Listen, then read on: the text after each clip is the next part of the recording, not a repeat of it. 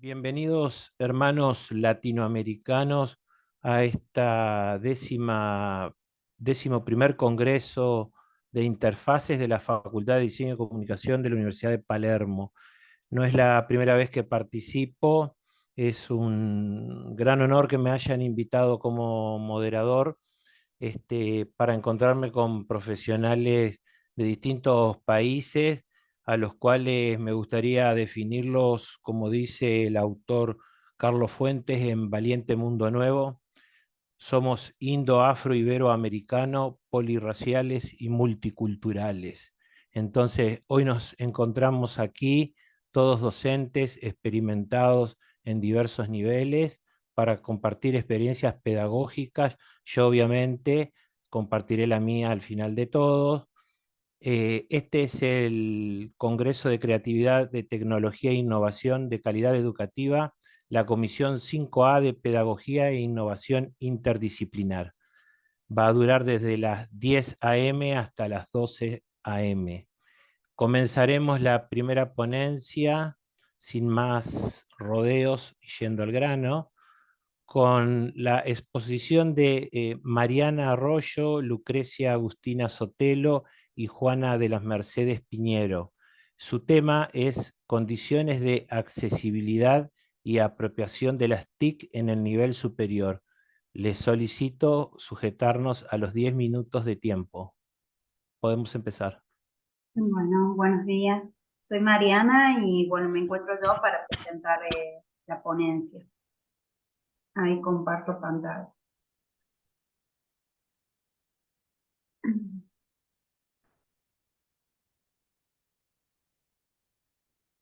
No sé si están, si No la se estamos puede viendo, Mariana, todavía. ahí, reviso.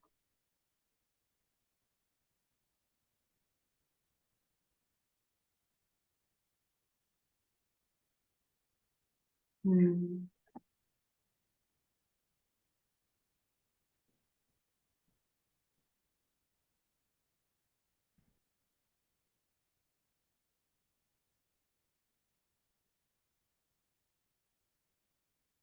Ahora, Ahora sí, adelante. bueno, a ver, la vuelvo. Bien, bueno, buenos días. Eh, Soy Mariana Arroyo, estudiante maestranda de la Universidad Nacional de la Patagonia Austral. Esta, bueno, ponencia ha sido elaborada en conjunto con la doctora Lucrecia Sotelo y quien, bueno, no se encuentra presente, pero bueno, voy a presentar dos. Se titula Las condiciones de accesibilidad y apropiación de las TIC en el nivel superior. Y esta ponencia parte de presentar los avances, ¿sí?, en el marco del proyecto estratégico de investigación, desarrollo y transferencia, denominado Estrategias de Intervención Social para el Desarrollo de las Condiciones de Accesibilidad de la Educación Superior, UNPA, que toma como estudio a las condiciones de accesibilidad y apropiación de las TIC por estudiantados en el contexto de emergencia, ¿sí?, el contexto de emergencia que fue en el periodo del año 2020 y 2022, ¿sí? Y principalmente nos hemos centrado en el análisis de las políticas institucionales, ¿sí?, que se implementaron en ámbitos de la Universidad Nacional de la Patagonia Austral en sus 4 unidades académicas para fomentar, para lograr esta continuidad académica y el aprendizaje mediado por tecnología. Algo importante de mencionar el proyecto es que este proyecto tiene una duración de casi 4 años, es un proyecto estratégico, ¿sí?, aprobado por la universidad y que tiene como uno de sus grandes propósitos, bueno, poder entender cuáles han sido las dimensiones que han atravesado la accesibilidad al nivel superior en ese periodo, ¿sí? Y en este caso, aquí nos centramos principalmente en la dimensión tecnológica, es decir, cómo fue las condiciones que se han brindado desde la institución para lograr este aprendizaje mediado por tecnologías planteado en este periodo. Algo importante a mencionar con respecto al contexto es que estamos hablando de una universidad que se caracteriza por tener ya una trayectoria en la modalidad bimodal, pero en sus unidades académicas contaba con carreras que todavía brindaban una oferta al 100% presencial. Entonces estamos hablando de un campo de estudio bastante heterogéneo que se caracteriza por contar con zonas geográficas muy distantes, con una oferta de carreras totalmente diversas y que eso también marca un poco la historia de la trayectoria de esta universidad y de los y del estudiante que elige y opta por cursar una carrera universitaria en esta universidad, ¿sí? Estamos hablando de un periodo que fue marcado por la pandemia y la transición a la virtualidad, que si bien, como mencioné, es una universidad que se caracteriza por brindar la modalidad bimodal, pero hubo carreras que tuvieron que migrar al 100% en la virtualidad. También, ¿por qué la necesidad de comprender la accesibilidad en tiempos de pandemia? Si estamos hablando de un contexto complejo, ¿sí? Que suponía otras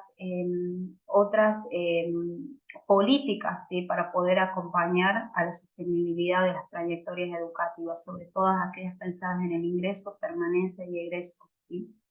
La metodología que se aplicó para poder hacer el estudio fueron entrevistas de profundidad al estudiantado y al equipo de conducción, ¿sí? De cada una de las unidades académicas, no solo a nivel rectoral, sino también en cada una de sus unidades, dado que cada unidad académica plantea una realidad diferente, ¿sí? No todas son 100% bimodales. Se desarrolló un análisis documental de los marcos regulatorios que se han expedido durante ese periodo, incluso aquellos que fueron posteriores también, pues estamos hablando que estas regulaciones que se establecieron en este periodo, que han dado lugar a poder sostener esta continuidad académica, le hemos podido clasificar de tres tipos, ¿sí? Las que se han implementado durante este periodo de confinamiento, ¿sí? Aquellas que fueron ya pensadas e implementadas para el regreso paulatino a la presencialidad y aquellas que tuvieron que sufrir modificaciones cuando se regresó de un 100% a la presencialidad, ¿sí?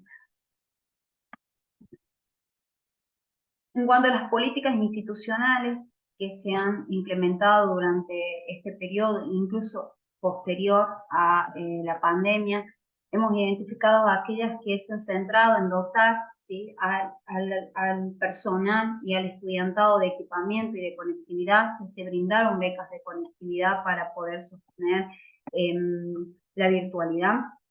También políticas vinculadas al desarrollo de plataformas. Si bien la universidad utiliza la plataforma Moodle, también se desarrollaron otras opciones y aplicaciones para poder acompañar, ¿sí? Este proceso, contenidos y capacitaciones, ¿sí?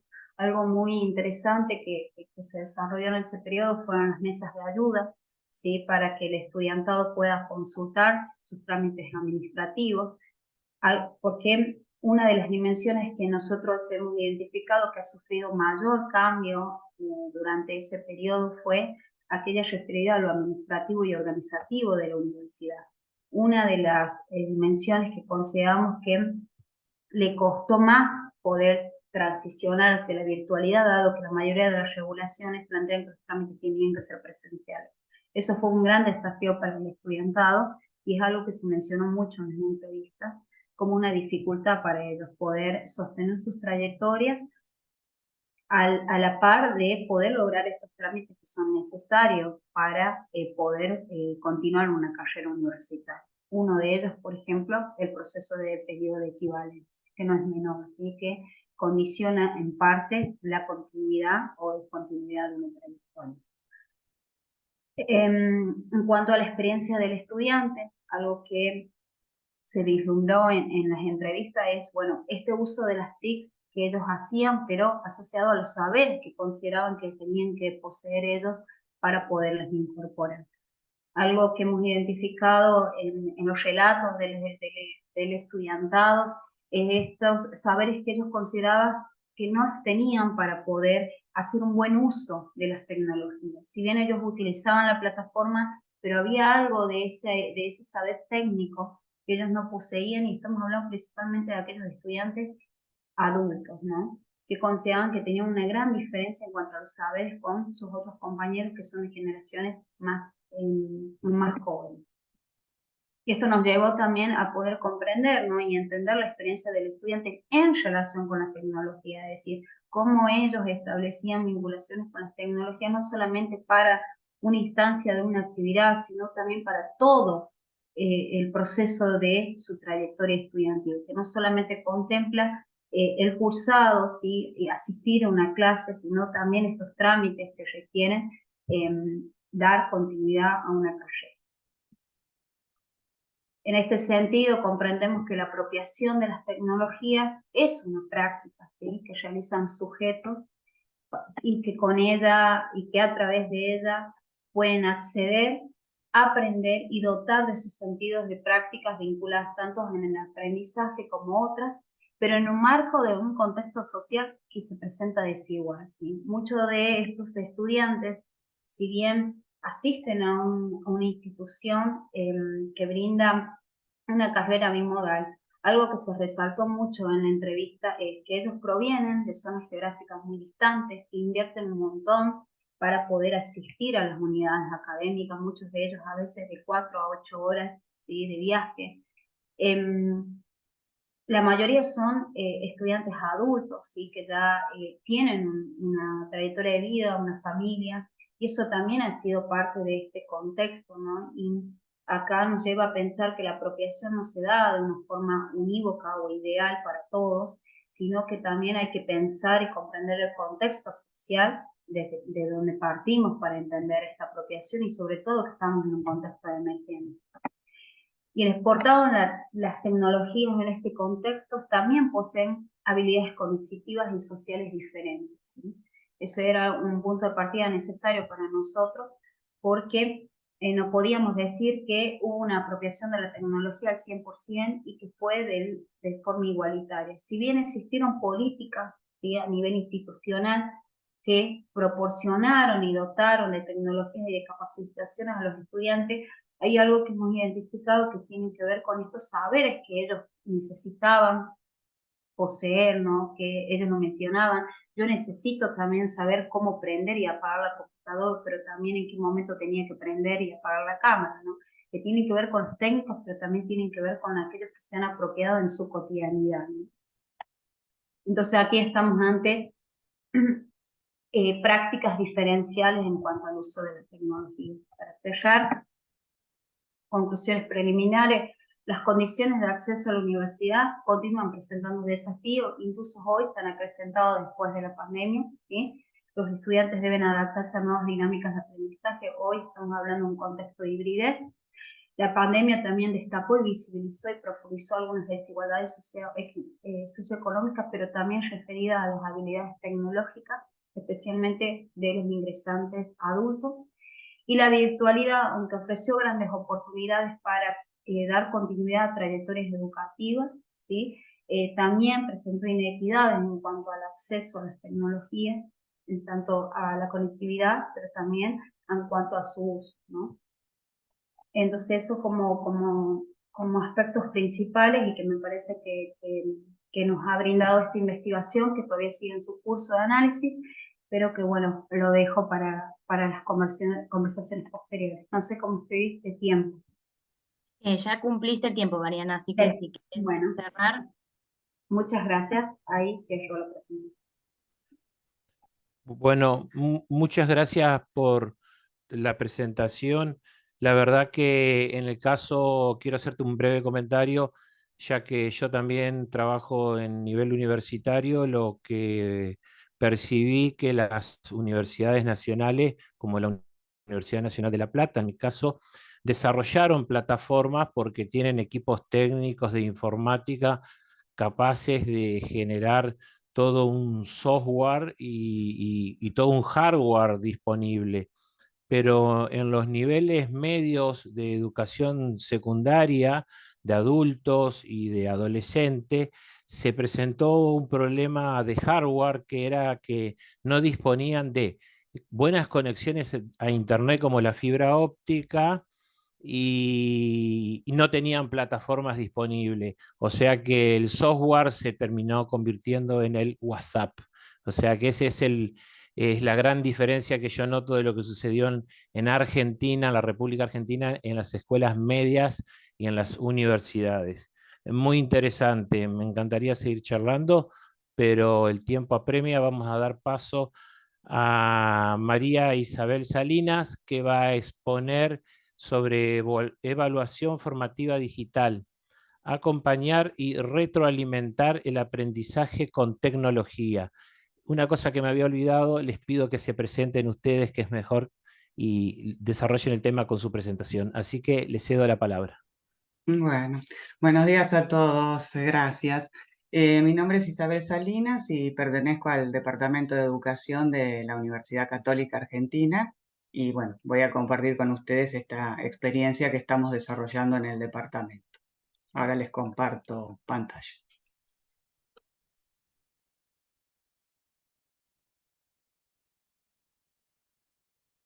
Muy bien. Bueno, entonces, concretamente, lo que quería compartir con ustedes es una experiencia de práctica de evaluación formativa digital que estamos desarrollando en el nivel superior y más específicamente en el campo de la formación docente inicial. Tomo como base para relatarles esta experiencia como concepto de evaluación formativa digital, el que plantea Janet Looney, que lo considera como todo el conjunto de prácticas propias del entorno digital que apoyan la evaluación del progreso del alumnado y apuntan a ofrecer información que se va a utilizar como retroalimentación con el fin de mejorar tanto la enseñanza como el aprendizaje. Con respecto al contexto de esta experiencia que voy a compartir, tiene lugar en los profesorados universitarios de educación inicial y primaria que estamos dictando desde el 2017 en el Departamento de Educación de la UCA y que lo hacemos con el modelo que llamamos de aprendizaje inclusivo y efectivo o modelo AIE, que es un modelo que se ha desarrollado en el mismo departamento y que consiste en este enfoque para la formación docente basado en el desarrollo de aptitudes. Por aptitudes lo que entendemos son estas capacidades profesionales complejas en las que se articulan conocimientos, habilidades, actitudes y valores. O sea, a lo que tendemos es a una formación multidimensional donde estén integrados saber, saber hacer y saber ser. Y concretamente las 5 aptitudes profesionales que tenemos definidas para formar a los futuros maestros son estas 5 de conceptualización, comunicación, diagnóstico, gestión efectiva e interacción inclusiva. O sea, toda nuestra formación apunta al desarrollo de estas capacidades docentes. Uno de los principios básicos de este modelo propio que tenemos de formación es el que llamamos de evaluación orientadora. La evaluación ocupa un lugar muy importante en el modelo y la entendemos no solamente al estilo sumativo, vamos a decir, como algo que está al final del proceso de aprendizaje, sino fundamentalmente como algo que tiene que acompañar todo ese proceso, tiene que acompañar ese desarrollo de las 5 aptitudes a las que apuntamos. Y solemos decir que la entendemos como assessment, ¿no? Que en realidad es una palabra inglesa que se traduce como evaluación, pero lo que nos interesa es su etimología, porque viene del latín assidere, que es sentarse al lado. O sea, entendemos la evaluación como un sentarse al lado del alumno, metafóricamente, ¿no? Y acompañarlo en ese proceso de aprendizaje e ir retroalimentando, bueno, sus avances, ir guiándolo. Por eso entendemos esta evaluación como parte integral tanto de la enseñanza como del aprendizaje. Y los agentes de esa evaluación orientadora pueden ser no solo el docente, sino también el propio alumno y sus pares, ¿no? O sea, hay hetero, auto y coevaluación. y es esencialmente una evaluación formativa, ¿no? Porque está orientada a brindar retroalimentación que ayude a tomar decisiones para la mejora, ¿no? Tanto a los propios estudiantes como a nosotros los docentes. Y siempre decisiones para la mejora en esa formación de las 5 aptitudes profesionales que tenemos previstas. Entonces, yendo ya a la descripción de la experiencia, bueno, la podemos articular en dar respuesta a estas dos preguntas, ¿no? ¿Cómo utilizamos la tecnología en el modelo AIE para aplicar y potenciar este principio de la evaluación orientadora? O, lo que es lo mismo, ¿cómo practicamos la evaluación formativa digital para promover el desarrollo de esas 5 aptitudes profesionales docentes? Entonces, concretamente, ese cómo tiene que ver con una articulación de ciertas arquitecturas tecnológicas y de estrategias evaluadoras. O sea, esas arquitecturas tecnológicas nos sirven como medio o como soporte para poner en práctica ciertas estrategias de evaluación formativa. Las arquitecturas que más utilizamos son herramientas 2.0, de la web 2.0, herramientas propias de la plataforma de e-learning que utilizamos en la universidad, que es Moodle, el tablero de datos que nos ofrece la plataforma y también portfolios electrónicos. Estas son las arquitecturas sobre las cuales tejemos estas estrategias de evaluación formativa. Entonces ahora les voy a compartir ejemplos reales tomados de distintas unidades curriculares donde vemos la práctica de esta evaluación formativa digital. Les decía que parte de estas arquitecturas tecnológicas tienen que ver con herramientas 2.0, que las utilizamos tanto en las clases presenciales como en las asincrónicas a través de la plataforma. Utilizamos muchos sistemas de respuesta inmediata, como por ejemplo Mentimeter o cuestionarios de Google Forms. Bueno, en este caso concreto los ven aplicados, por ejemplo, al chequeo de comprensión de un video o a la resolución de tickets de salida de distintas clases. Otra de las herramientas de Ocero que utilizamos para la evaluación formativa digital son documentos compartidos de Google Drive, bueno, que en este caso los vemos aplicados a que los alumnos realicen en forma colaborativa reseñas de clases a partir de rutinas de pensamiento que se les plantean. Acá también vemos otro ejemplo de uso de documentos de Google Drive para crear como un centro de bitácoras o diarios de aprendizaje que los alumnos crean, y donde vuelcan sus avances en lo que es la unidad curricular que están cursando. También otra de las herramientas de Ocero que se utilizan para la evaluación formativa digital son muros o pizarras, por ejemplo, creados con Jamboard o con Padlet. Y utilizamos también juegos, por ejemplo, creados con WordWall o con Genially, ¿no?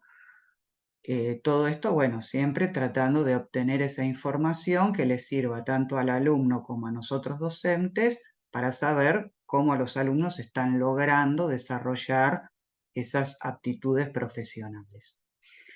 Les comentaba que otra de las arquitecturas son herramientas propias de la plataforma de e-learning. Entonces aquí tenemos un ejemplo de uso de los foros.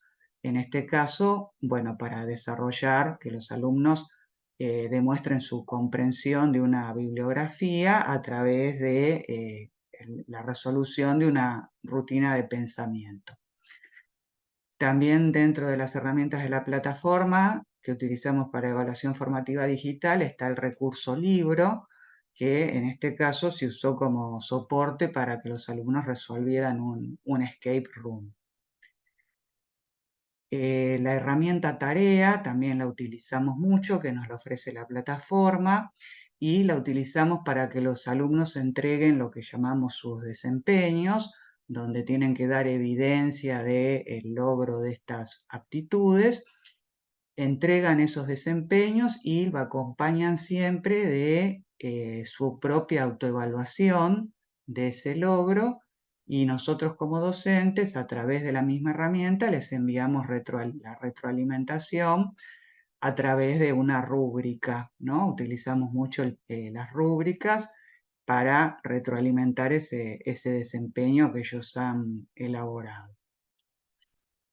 La cuarta de las arquitecturas que utilizamos mucho, la que nos ayuda para la evaluación formativa, es el tablero de datos que brinda la misma plataforma, donde, bueno, se grafican o nos dan estas tablas, que son los informes de participación, y que nos brindan registros estadísticos o nos permiten rastrear el trayecto de aprendizaje que los alumnos están desarrollando, cómo están siguiendo las actividades de aprendizaje que les estamos proponiendo.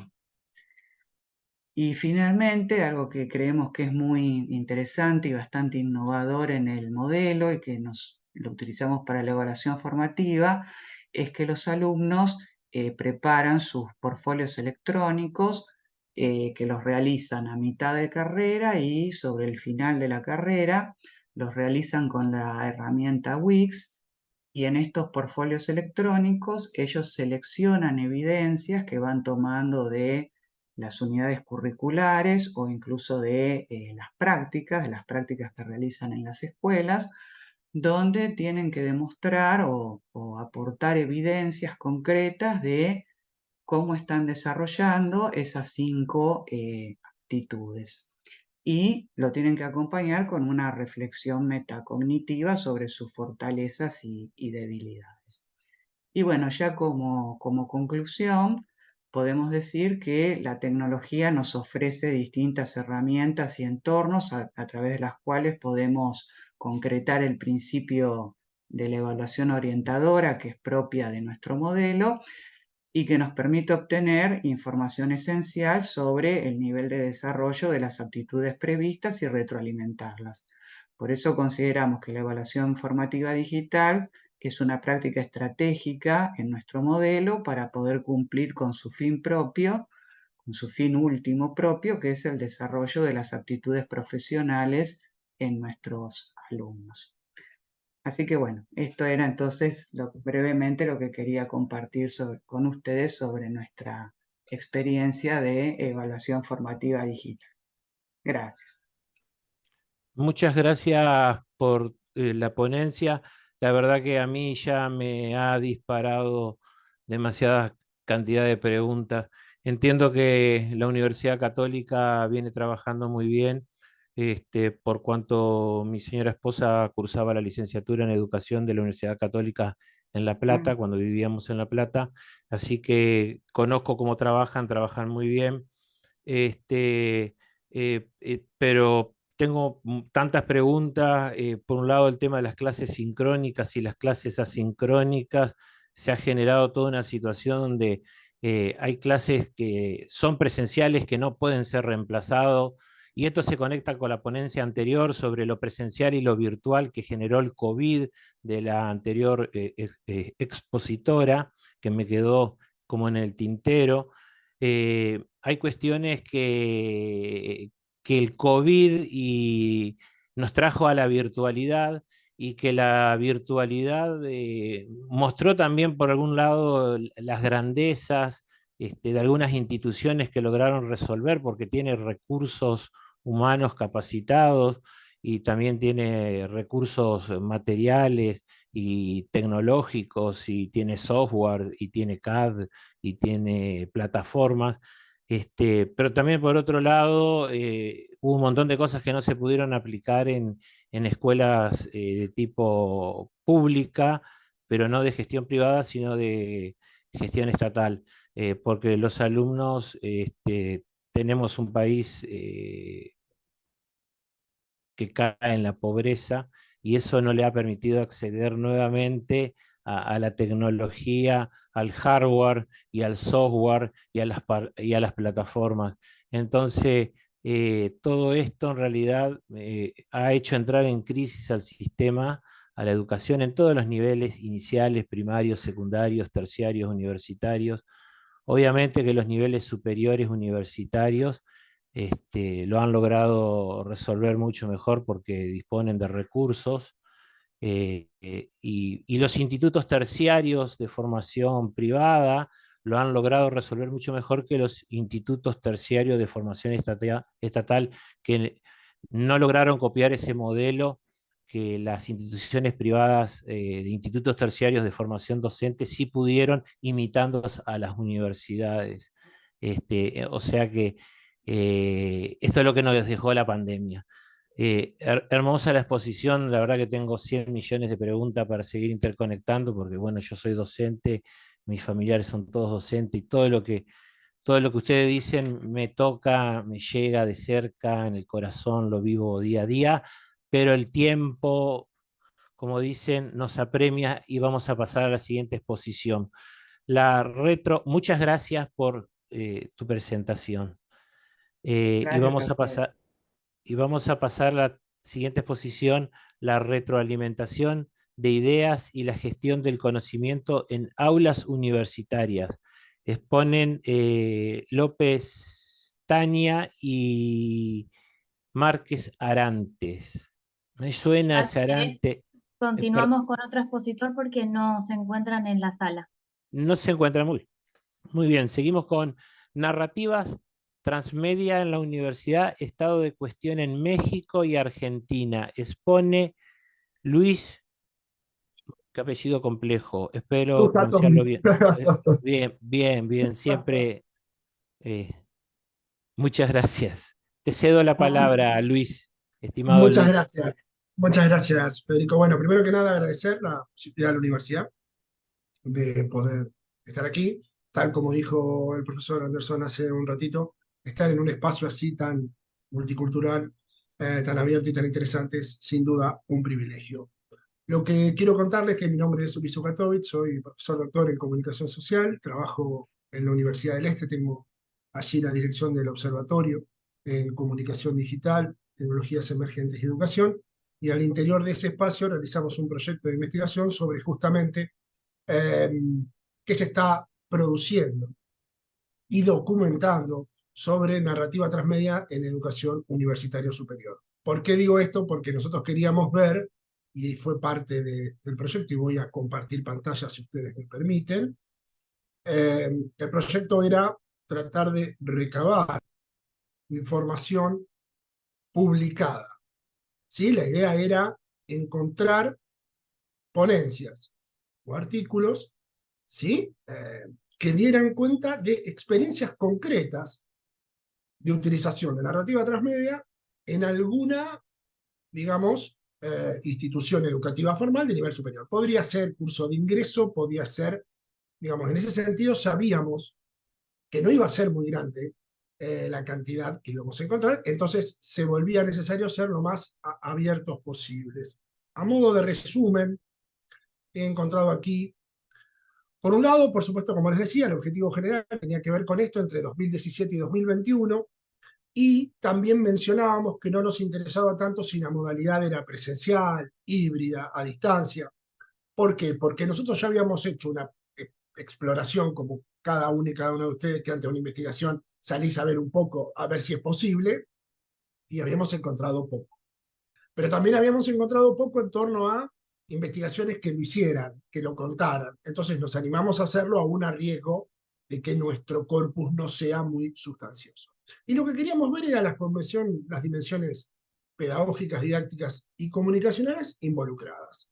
Es decir, cómo plasmaban esa propuesta, pero no solo qué temas abordaban, digamos, o qué actividades desarrollaban, o qué recursos tecnológicos, sino también empezar a pensar allí cómo se posiciona la docente o el docente y también cómo propone que se desarrolle esa o esas actividades.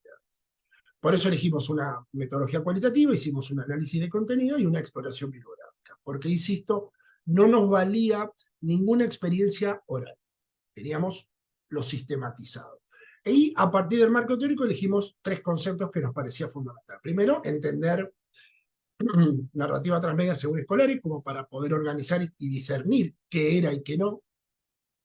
Después queríamos, a partir de Schulman, ver qué paradigma pedagógico abordaban, tanto desde lo discursivo como desde la práctica, donde, como normalmente ustedes saben, y aquí el profesor Anderson nos contó, en el ámbito educativo suele haber una disociación un tanto interesante entre lo que se propone que se va a hacer y lo que efectivamente se hace.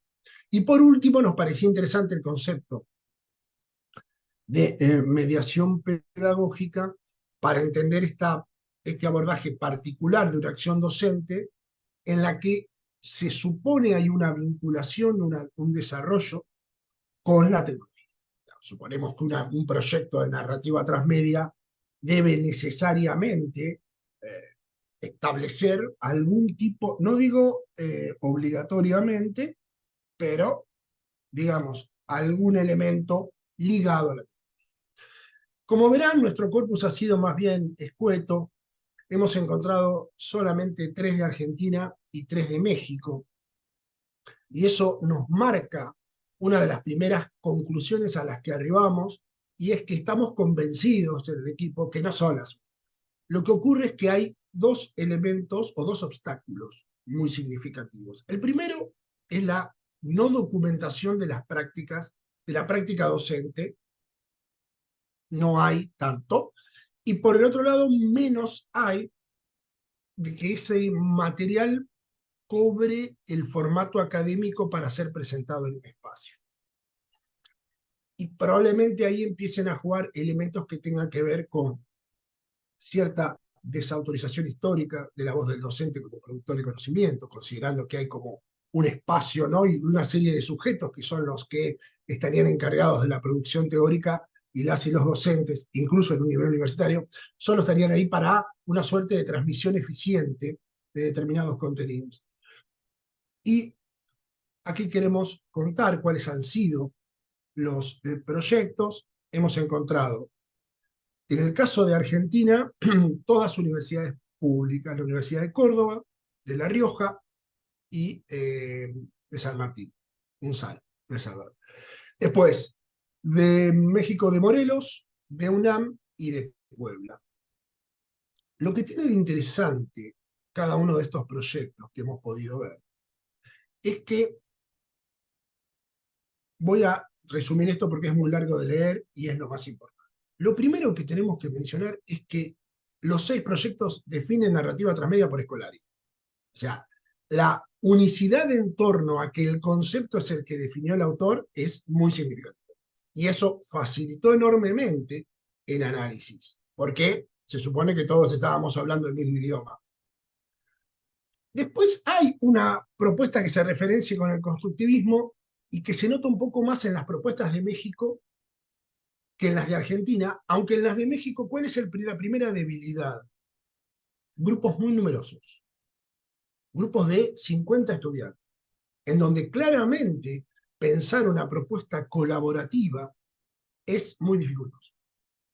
Porque además tenemos que pensar las diferentes competencias o los diferentes grados de competencia tecnológico y también en torno a las temáticas. Lo que sí noté como significativo en el caso de Argentina es que hay una búsqueda de innovación desde las ciencias sociales, que son las que más lo usan, pero no la usan para enseñar contenidos comunicacionales. Mayormente se busca para cuestiones históricas o para cuestiones más transversales, por ejemplo, la violencia. ¿Sí? Eso parece muy interesante porque uno podría pensar que el uso inmediato de la narrativa transmedia es para enseñar o narrativa transmedia o saberes audiovisuales o saberes comunicacionales. En la realidad, no. Después, la debilidad en ambos es el rol docente. Si bien en las 6 coinciden en una búsqueda hacia el constructivismo y hacia un corrimiento del docente, por distintas circunstancias el docente pasa a ser muy el centro. ¿En qué me refiero con el centro? Propone los temas y es el que discrimina qué recursos utilizar y cómo concatenarlos. O sea, es más una propuesta, si quieren ustedes, cooperativa. ¿no? Donde el docente pone los roles, pone los contenidos, distribuye las tareas y se realizan. Después, como virtud, en el caso de las de México, a diferencia de las de Argentina, es que las de México describen más el proceso, cuentan más que van haciendo paso a paso. Las argentinas es como cuentan el contexto y el producto. Vamos a hacer esto en este lugar, sobre este tema, trabajamos sobre esto y sobre aquello, logramos esto. Y en el medio queda una suerte de bache que verdaderamente impacta negativamente, por ejemplo, cuando uno quiere hacer un análisis de cómo son esas prácticas, porque no tiene casi datos. En el caso de México, el problema es que las temáticas son muy escolarizadas, a diferencia de Argentina. ¿Qué digo con escolarizadas? Es ese recorte muy en torno a un problema, cerrándolo desde una perspectiva, digamos. El problema del agua desde la perspectiva de, ¿no? Cerrando ahí la posibilidad de intervenir desde distintos lugares. Y por último, yo estoy acá más o menos en 6-7 minutos, o sea que ya debería ir cerrando. La mediación pedagógica en todos los casos fue exclusivamente del docente. ¿Esto qué quiere decir? Que fue el docente, o la docente, o los docentes, quienes tuvieron el rol de la traducción de los contenidos, por ejemplo, mediáticos, hacia lo educativo. Las y los estudiantes que participaron en general no tuvieron la oportunidad de proponer algo por fuera del menú propuesto, y tampoco pudieron discutir el sentido de los materiales. No hay eso, ¿no? La docente propone un video, se ve ese video, y se llega a conclusiones que uno advierte que de alguna manera ya estaban pautadas, por lo menos en la cabeza del docente. No hay espacio para al menos una discusión, al menos un debate, al menos un contrapunto que permita pensar que tal vez un material audiovisual no se circunscribe a una única interpretación, ¿sí?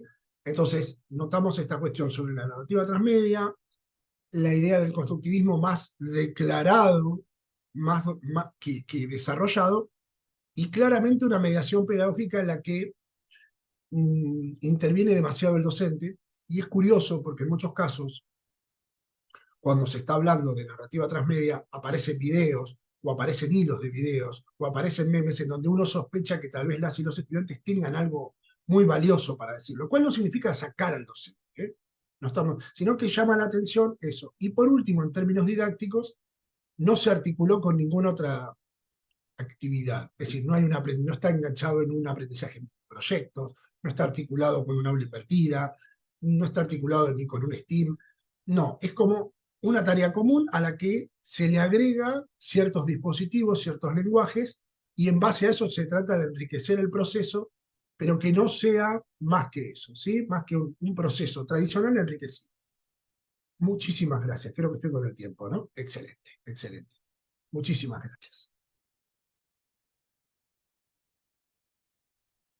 Estás mutado. Iván, estás con el micrófono cerrado. Sí, perdón. Luis, muchísimas gracias por la presentación. Te quería hacer una pregunta. Cuando hablas de constructivismo, ¿me podés citar si trabajaron algún autor en especial? Sí, mirá, nosotros ahí tuvimos una dificultad porque nosotros queríamos trabajar una serie de autores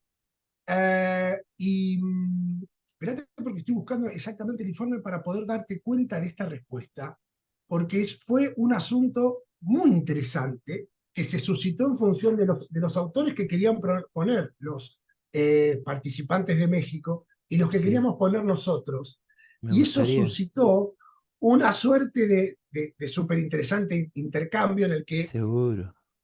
yo traté de mediar en mi rol de director para generar alguna idea, pero mira, en general lo que se terminó generando fue un trabajo, a mí por lo menos, aguardame un instante, por favor, porque te quiero dar la respuesta Sí, correcta, ¿sí? Dámelo, no lo tenía preparado, pero me parece súper interesante. Mirá, nosotros trabajamos, por un lado, pusimos a ver, aquí está. Tratamos de ir hacia Piaget y tratamos de ir hacia Brunner. Acá lo tengo. Perdón que me demoré, pero lo quería. Y ellos en realidad no querían ni a Brunner, no querían nada de eso, y querían poner autoras y autores mexicanos contemporáneos. ¿Y qué se suscitó en la discusión? Ellos decían, bueno, pero lo contemporáneo enriquece la mirada sobre lo cotidiano. Y nosotros decíamos, es cierto, pero lo que están diciendo es exactamente lo mismo que, teóricamente, que Brunner y Vygotsky. Vivo. ¿Me explico? Entonces, Claro, ahí estaba la discusión. Puedo decir, bueno, no cito a esas personas. Había un tal Fuentes, que ahora no encuentro el apellido. Y vos decías, está bien, yo no niego que eso sea una actualización, pero ¿hasta qué punto uno podría poner, fue una discusión, pero ¿hasta qué punto uno podría poner una definición de otro autor que en un 80% diga lo que ya se dijo por un autor tan famoso? sí. Sí, lo que pasa que gracias, te agradezco la respuesta. Eh, Cuando lo nombraste a Vygotsky y la teoría del andamiaje, eh, yo encuentro que el sistema educativo no es una crítica, es una reflexión. En Argentina, este, ha usado mucho esto de enseñarle a caminar con muletas, a construir andamios, como en la construcción, y después tenemos que retirar los andamios como un maestro mayor de obra, un arquitecto retira los andamios para que la obra quede. Nosotros a los alumnos le damos muletas intelectuales para que aprendan a caminar metafóricamente, y yo percibo que en el sistema educativo de escuela primaria, cuando los recibimos en la escuela secundaria, cuando le retiramos esas muletas, los alumnos, muchos no caminan. Entonces tenemos una crisis tremenda en el quiebre que se produce en la transición de la escuela primaria a la escuela secundaria. Yo estoy recibiendo chiquitos, preadolescentes de escuela primaria, y estamos trabajando, bueno, las expertas son las asesoras pedagógicas, no es mi campo de especialidad, los psicólogos y todo el equipo de profesional que me acompañan en mi escuela. Pero veo que grandes teorías de salidas de profesorados de escuela primaria, de hecho tengo una cuñada que es profesora en un instituto terciario de escuela primaria, y acá se discute la educación normalista, la vieja escuela pedagógica versus las nuevas pedagogías, y yo que me crié en la vieja escuela y me he tenido que adaptar y me he formado en la nueva pedagogía para poder dar clases en la escuela secundaria, veo que tenemos problemas que no los podemos resolver. Tenemos serios problemas, tenemos una crisis en el sistema educativo. ¿Quién lo resuelve? No lo sé, no soy el dueño de la verdad. Yo creo que todos tienen una verdad pequeña compartida, y en el debate democrático de ideas se puede construir una idea mayor o superadora. Me encantó más que análisis de experiencias entre México y Argentina, ese casi análisis FODA que hiciste de México y Argentina.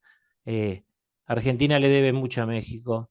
Me siento muy honrado de tener a otro hermano mexicano aquí, tierra que me encantaría conocer, aparte, en su cultura y su profundidad. Te agradezco por tu tiempo, Luis, hermoso de intercambiar. Y Muchísimas vamos a... gracias. No, seguro. Y cierro con esto. Por eso pusimos en el informe paradigma constructivista. Terminamos negociando, porque nosotros queríamos poner la cuestión constructivista bien dura a partir de estos autores, y de hecho queríamos usar justamente lo de andamiaje, porque suponíamos que a nivel superior esas cosas, ¿no? Sí, Se supone, uno va a la universidad y dice, bueno, ya está, eso es todo un caso, una discusión primaria, secundaria, pero universidad estamos, de hecho hay algunas experiencias que son de tercero o cuarto año. Uno ya está muy cerca de ser un profesor.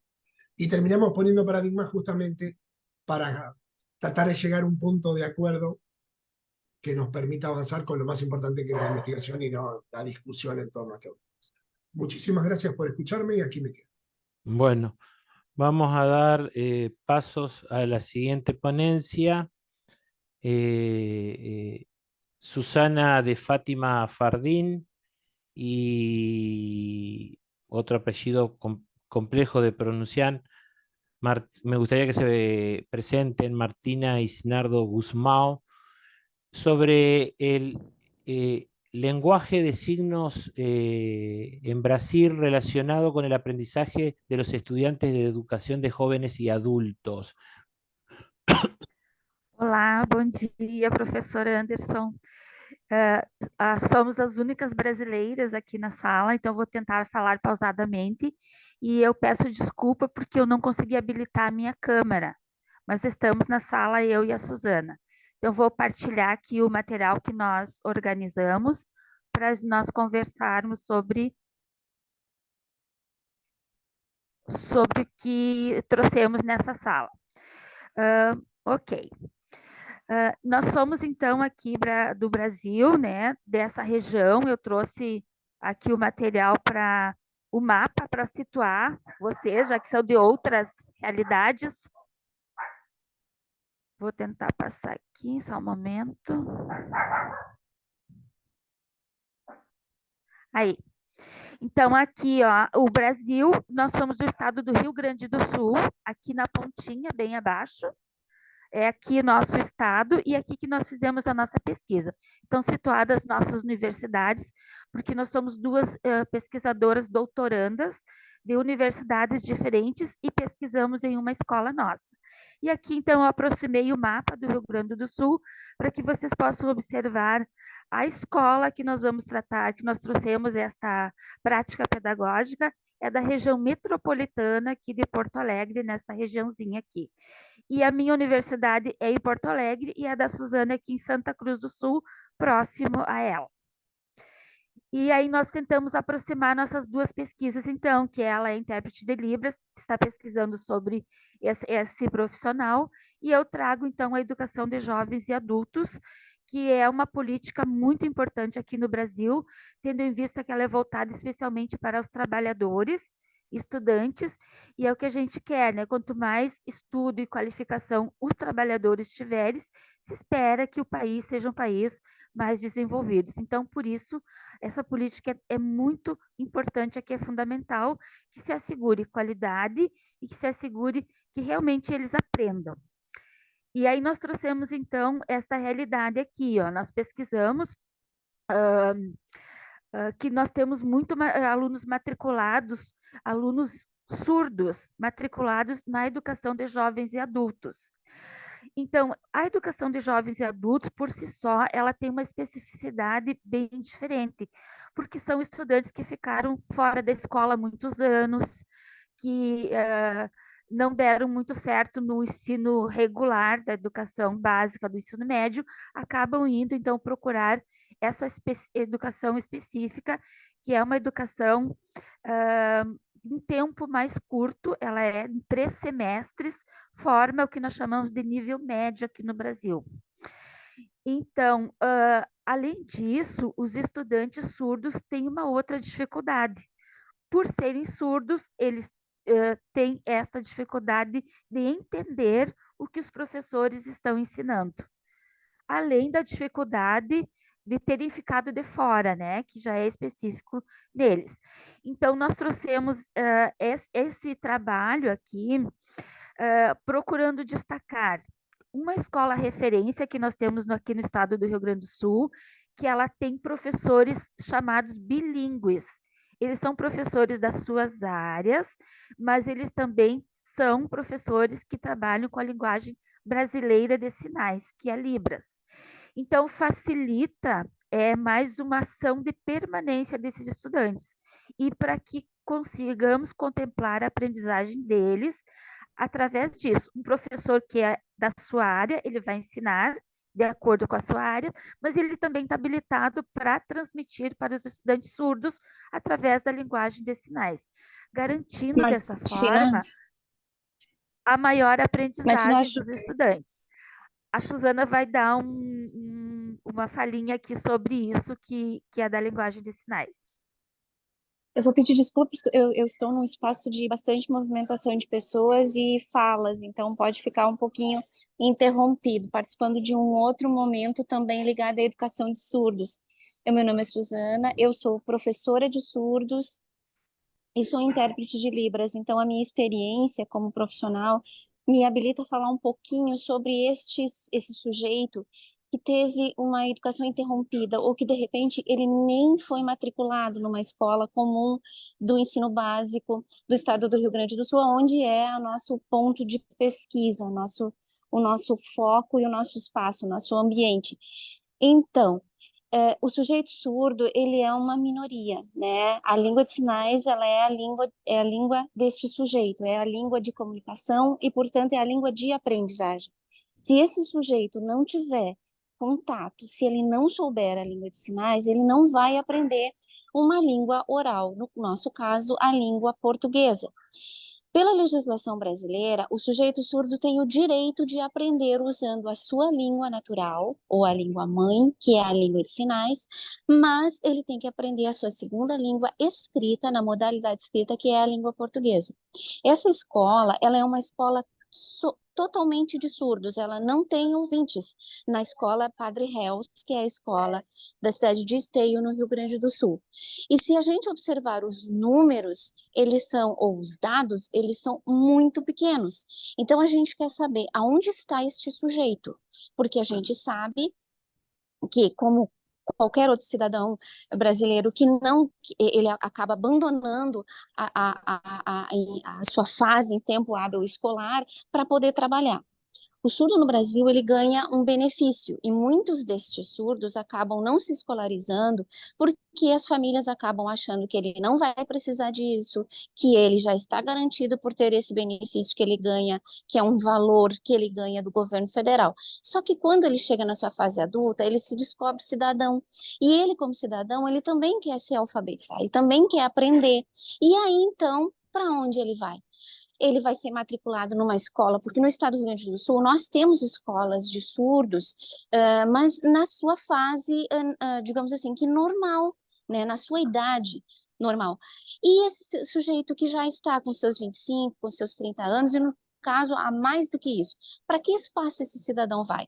Então, a nossa pesquisa é localizar onde eles estão, a partir desta escola, né? Que grau de escolarização, se é que existe esse grau de escolarização, para poder trabalhar com políticas públicas e mostrar isso para o estado do Rio Grande do Sul, que esse cidadão tem direito, e, portanto, como é que nós vamos fazer para ofertar para ele aquilo que ele não teve ou que foi interrompido? Era isso que eu queria contribuir, Martina. Pode continuar com a nossa apresentação.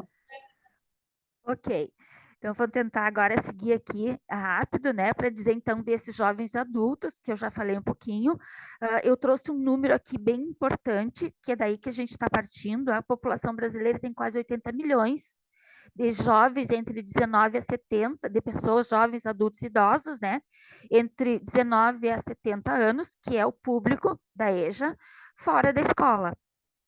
E no estado do Rio Grande do Sul não é diferente isso, né? No estado do Rio Grande do Sul também, eu trouxe aqui alguns dados. Aqui a Suzana já falou um pouquinho, então, da educação inclusiva e quem é esse intérprete de Libras, que algumas escolas nossas, nós não temos, as que não são bilíngues, tem algumas escolas conseguem ter esse profissional, intérprete de Libras, mas ele não chega especificamente lá onde a gente está trabalhando aqui, que é nas salas de jovens e adultos. Porque essa é uma, professor Anderson, é uma política educacional, de certa forma, invisibilizada, e o que a gente traz aqui como possibilidade é porque está se tratando de trabalhadores, né? Então, parece que não é importante qualificar o trabalhador para ele ter uma melhor condição de vida, para ele ter uma cultura maior, para ele melhorar a sua vida através da educação. Então, é por isso que a gente está trazendo isso, da necessidade desse intérprete de Libras nas escolas onde não é possível ser bilíngue, ao menos tenha o intérprete de Libras nas salas para que facilite e que garanta a aprendizagem dos estudantes. Que foi, então, o que a Suzana falou. Então, aqui nossos dados do Rio Grande do Sul, ó. Então, o nosso censo, o censo 2010, que nós trouxemos na pesquisa, apontou toda essa quantidade de deficiência de estudantes no Rio Grande do Sul. Mas na nossa matrícula do portal do ISE, que é o nosso monitoramento aqui do Rio Grande do Sul, nós só temos 46 estudantes lá na escola bilíngue e somente 6 alunos surdos na EJA, quando a evasão é esse número ali assustador, porque são 24.455 matrícula. Então, é muito grande o número de matrícula para poucos alunos atendidos com as condições ideais, que é ter o intérprete de Libras ou o professor bilíngue. Então, a gente trouxe um pouquinho dessa experiência aqui, ó, o porquê, colegas e professorandos, que a gente trouxe essa escola. Porque ela é chamada de escola referência, é uma escola modelo. É isso que a gente gostaria que todos os estudantes tivessem, né? É isso que eles tivessem. Então, é essa aqui da Esteio, que ela traz, então, um trabalho pedagógico todo de forma bilíngue, ó. Ela alfabetiza, né? Ela tem os estudantes de todas as etapas da educação básica e ela alfabetiza, então, nas duas línguas, na língua dos conceitos de cada área, mas também na língua de sinais. E é assim que o aluno vai trabalhando, vai aprendendo, né? E toda a metodologia, ela é teórico-prática. Então, observa aqui nesse último, né? Que eu trouxe ali esta a aprendizagem teórico-prática, ela traz uma aprendizagem mais significativa para o estudante. Ainda mais para o estudante surdo que não está ouvindo, é preciso ele vivenciar isso. Então, é isso que a gente defende também nesta pesquisa aqui. Ele participa, eu vou ver se eu consigo trazer aqui só 2 minutinhos desse slide, não vou conseguir. Acho que sim. Os alunos participando dos jogos escolares, inclusive lá fora, quando os alunos saem para os ambientes, eles também são trabalhados na língua de sinais, porque eles precisam desses comandos, né, para conseguir. Então, são estudantes que eles participam de todos os momentos da aprendizagem, porque a escola proporciona isso, né, para eles, ó. Eu só vou passar aqui um minutinho para vocês terem ideia de mais um trabalho desenvolvido para essa escola. Martina, si querés, te ofrezco dejar el link del video en el chat de la sala, así todos lo podemos ver, ya que se cumplió el tiempo de la exposición, así le damos paso a los siguientes expositores.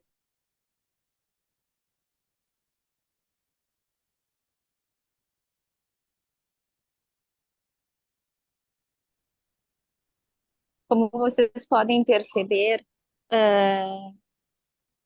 os surdos, esse vídeo, por exemplo, ele não tem som, e isso é muito por eles, né? O surdo, ele prefere, enfim, esse silêncio que é muito próprio dele, porque, na verdade, a gente costuma dizer que ele é um silêncio barulhento, porque ele produz muita coisa. Como professora de surdos e como intérprete de Libras, que é a língua brasileira de sinais, porque nós temos essa língua reconhecida no Brasil, regulamentada, inclusive, e já prestes a ter modificações, é garantido a este sujeito este espaço. Nós sabemos que ainda falta muito. Esta semana, inclusive, foi, né, comemorada em todo o Brasil, no dia 26 de setembro, digamos assim, que a fundação da primeira escola de surdos do Brasil, que é o INES, onde eu, né, estive essa semana participando de um evento que é aqui no Rio de Janeiro, porque eu estou falando do Rio de Janeiro e a Martina está falando do Rio Grande do Sul. E isso é uma luta da comunidade, e a nossa preocupação está nesse jovem adulto que já passou da fase de estar, né, no espaço ou no ambiente de aprendizagem que é de uma criança de 6 anos aqui no Brasil, que faz a sua matrícula no primeiro ano do ensino fundamental, anos iniciais, e que vai então até o terceiro ano do ensino médio para nós aqui, é quando ele sai pronto para uma universidade. Esse sujeito ele já está fora da sua idade de matrícula e ele não tem para onde ir, mas ele quer aprender. Ontem eu conversava com colegas nossas que são do estado do Rio Grande do Norte, que fica no outro extremo do Brasil, Todo mundo sabe que o Brasil é um país muito grande, então, assim, nós estamos a muitos quilômetros de distâncias de outros brasileiros, e que elas me relataram fatos que têm acontecido também nos estados do norte e nordeste do Brasil, que são surdos, que, né, com 35, 40 anos, se descobrem sujeitos e querem aprender, e eles não têm para onde ir. E que essa descoberta dá um alento da vida, porque a língua, todos nós sabemos, a língua é vida, ela que nos proporciona isso. E esse sujeito, então, começa a se dar conta e se encantar com uma vida que até então lhe tinha sido privada, né? As famílias, muitas vezes, na ânsia de proteger os filhos, acabam, né, não proporcionando aquilo que depois, mais tarde, eles vão se dar conta e vão querer aprender. E aí vai entrar a questão das políticas públicas para que esse cidadão seja incluído de verdade, que é o que o sujeito surdo diz. Eu quero aprender na minha língua, no meu espaço, vou me empoderar e aí sim eu vou me incluir na sociedade. No nosso caso, a sociedade brasileira e o mundo, porque isso, a aprendizagem não tem limite. Então é isso, né, colegas, é isso que a gente trouxe aqui, a nossa pesquisa vai nessa direção da garantia de aprendizagem a esses sujeitos, jovens, adultos e idosos surdos, que não tiveram outros tempos, para que ele tenha, então, a oportunidade de inserir com qualidade na educação. Tá? É uma pesquisa, assim, que a gente fez e ainda está em andamento, né, para a gente trazer algumas ideias para que se implemente realmente aqui no estado do Rio Grande do Sul. Era isso. Obrigada. Muito obrigada. Bueno, muchísimas gracias, Martina y Susana. Le quería hacer este comentario porque me quedé un poco impresionado por el tema de que ustedes señalan tomé nota de la discapacidad auditiva y la sordera en el estado de Río Grande del Sur, que es una demanda considerable para la atención de profesionales con dominio de la lengua de signos. El derecho a la educación está garantizado por la legislación en Brasil. Acá en Argentina sucede que el derecho también está garantizado, pero los recursos económicos no están. Acá nosotros usamos una palabra que es muy recurrente en las resoluciones de los Ministerios de Educación, que es la inclusión. Pero sucede que tenemos docentes que no están formados profesionalmente ni en la lengua de signos, ni en otras discapacidades de niños y jóvenes, preadolescentes y adolescentes y adultos también, que deben ser incluidos en el sistema educativo, que no solamente que vienen con problemas de discapacidad auditiva. Yo he tenido alumnos con problemas de síndrome de Asperger, problemas de autismo, y yo en mi formación pedagógica profesional en un profesorado no recibí esa formación, lo cual requiere un profesional formado específicamente y eso requiere presupuesto económico. Y obviamente Argentina no es Brasil, todos sabemos que Brasil es el aliado económico del Mercosur, y si se cae Brasil, se cae Argentina, y si Brasil crece, Argentina crece con Brasil, es nuestro hermano latinoamericano económicamente más importante.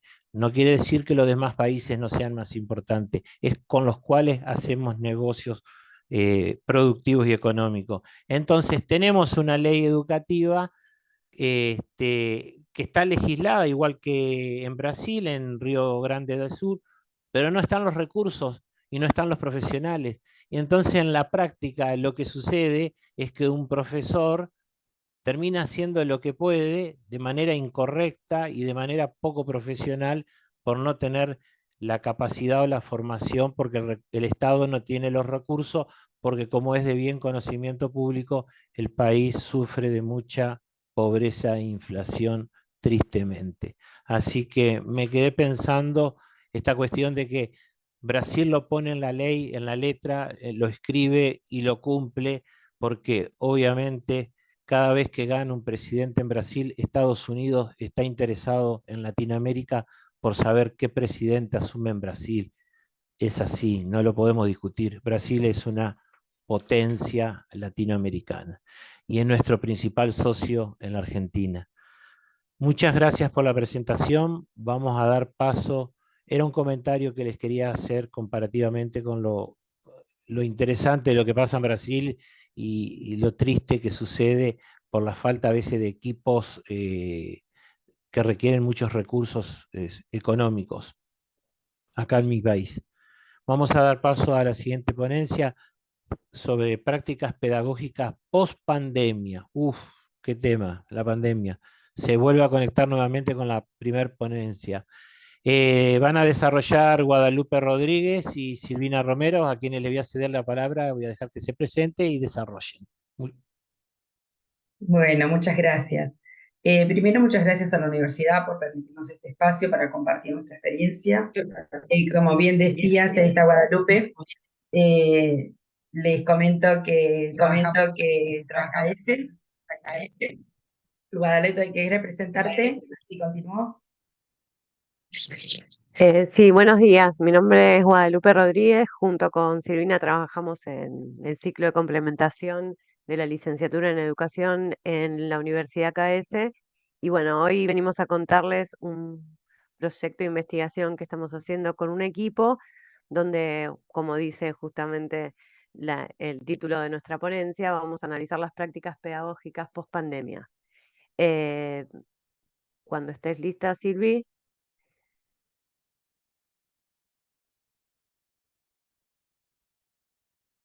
Voy a compartir esta pantalla, ahí sí la están viendo. Bueno, les comento que cuando comenzó la pandemia, estábamos justo al inicio de lo que era el cuatrimestre. La universidad cuenta con 2 sedes, la sede de Buenos Aires y la de Mar del Plata.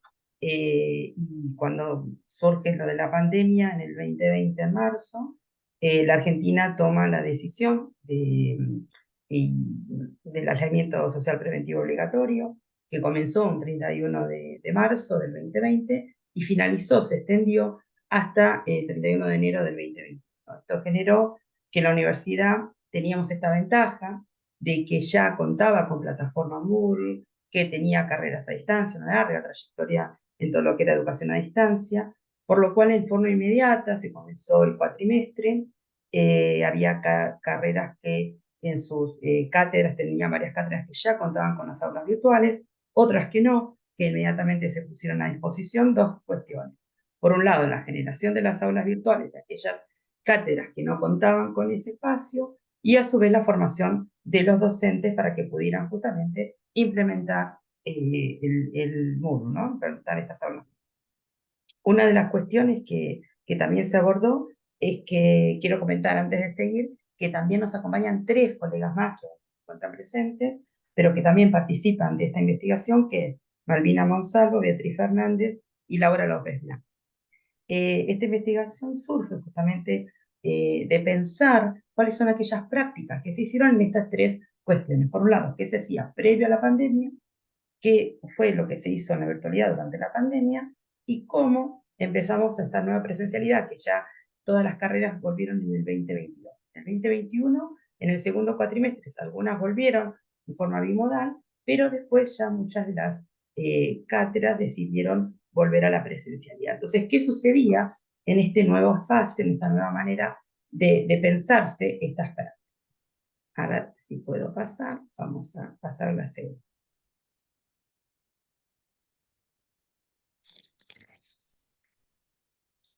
Las palabras claves que tuvimos fue las prácticas pedagógicas innovadoras, poder terminar, que eran las pedagogías y tecnologías emergentes. Por otro lado, analizar el contexto universitario, la pandemia, ¿no? Qué es lo que pasaba con algo, y en esto un poquito en relación con lo que decía Iba, la diferencia que hubo entre el sistema educativo dependiendo del nivel al que perteneciera.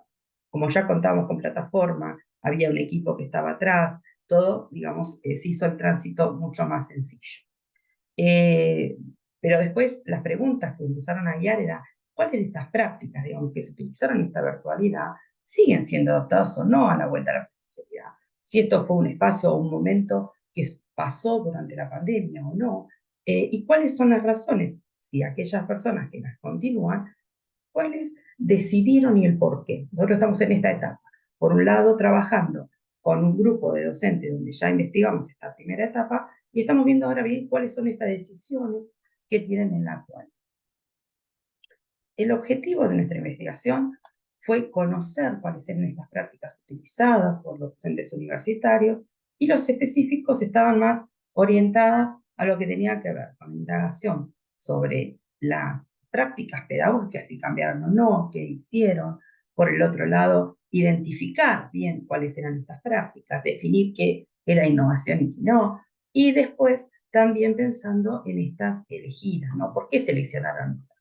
Que era un poco la idea del por qué, ¿no? De por qué estábamos trabajando. A ver si puedo pasar a la siguiente. Bien. Para el marco teórico se trabajó, yo me puedo ir cambiando.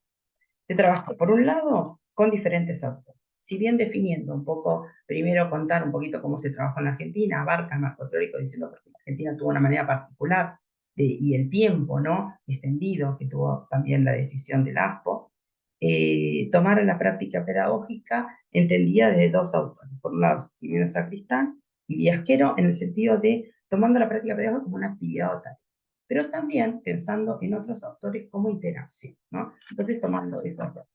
También definiendo dentro de lo que eran las pedagogías y tecnologías emergentes, posicionándonos un poquito en lo que Adel y Castañeda plantean, en el sentido de poder apropiarse o cómo utilizamos la tecnología en función, ¿sí?, de estas prácticas pedagógicas que aportaron a este hacer, ¿no? A este hacer.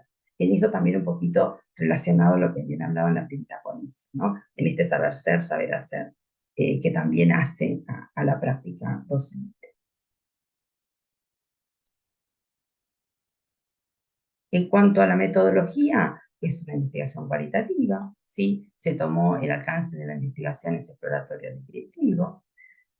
Cuando tomamos la decisión, cómo hacer ese diseño de investigación fenomenológico-hermenéutico, en el sentido que íbamos a trabajar con las vivencias que tenían los docentes, cómo habían transitado esa experiencia y pudieron compartir.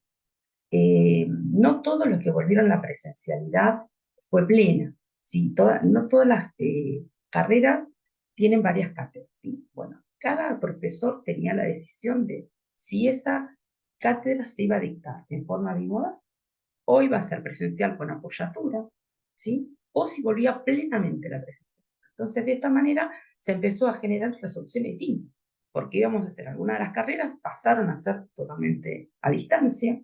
Otras carreras están dictando, tienen cátedras que se dictan presenciales completamente, otras bimodales, otras son presenciales pero tienen la apoyatura del campus, así que mantienen su aula virtual. Y por el otro lado, los profesionales también qué tipo de capacitación se fue realizando, ¿no? Todos tenían una capacitación obligatoria, las que pertenecían para el uso de la plataforma, pero a su vez después brindó a la universidad también diplomaturas para que todos pudieran, los docentes, en el caso de la distancia, también a los docentes de distancia se les exigió, digamos, salió la resolución, donde que aquellos profesores que fueran tutores, ¿sí?, que iban a ser tutores de distancia porque su carrera pasó a distancia, tenían que tener cierta formación específica, brindada obviamente de forma gratuita por la universidad. Y se eligió con estos profesores que volvieron totalmente a la presencialidad, que se seleccionaron, esa es un poco la población, y por el otro lado, la recolección de datos, de dos maneras.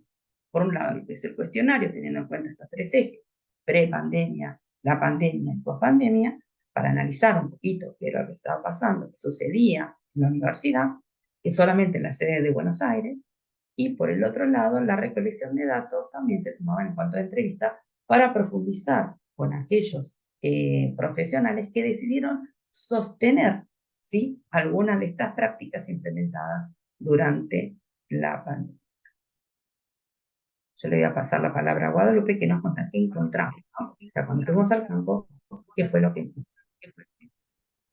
Bueno, justamente seleccionamos algunas de los avances que tomamos en esta investigación, ya que en realidad por una cuestión de tiempo nos pareció que no íbamos a llegar a contarles todo. En primer lugar, como resultados del cuestionario, vamos a observar que en esta diapositiva, en primer lugar, se les consultó a los docentes entrevistados si utilizaban el campus en la universidad previo a lo que fue la pandemia, en un contexto de clases presenciales. En este caso, el 55,6 utilizaba el mismo, el 11,1 lo utilizaba esporádicamente y el 25,9 respondió que directamente no lo utilizaba. También se les consultó sobre qué utilidad le otorgaban al campus y el mayor número de docentes lo utilizaba como repositorio de bibliografías en un 70%, aunque también se destaca en gran medida la utilización para continuar el proceso de enseñanza. Recordemos que estamos hablando en el periodo prepandemia, un 60%, y en un 50% de la porción que nos queda, lo utilizaba tanto para establecer comunicaciones con los alumnos y para compartir los recursos esgrimidos en las clases. Paso a la siguiente diapositiva, donde a los docentes encuestados también se les preguntó cómo definirían una práctica pedagógica, y respondieron considerando a la práctica pedagógica de diversas maneras y con diversos enfoques. Todos estos docentes relacionaron el concepto de práctica pedagógica vinculándola como actividad, como acción, como ejercitación, como recurso, como metodología, como estrategia, como herramienta. Y esto también sucede desde el ámbito de la pedagogía, ya que en nuestro marco teórico también observamos que este constructo ha sido definido de diferentes maneras. Algunos autores refieren a las tareas, a las actividades, a los quehaceres que los docentes realizan o ponen en práctica en el proceso de enseñanza, y otros hacen referencia a las interacciones o comunicaciones que ocurren en el ambiente educativo.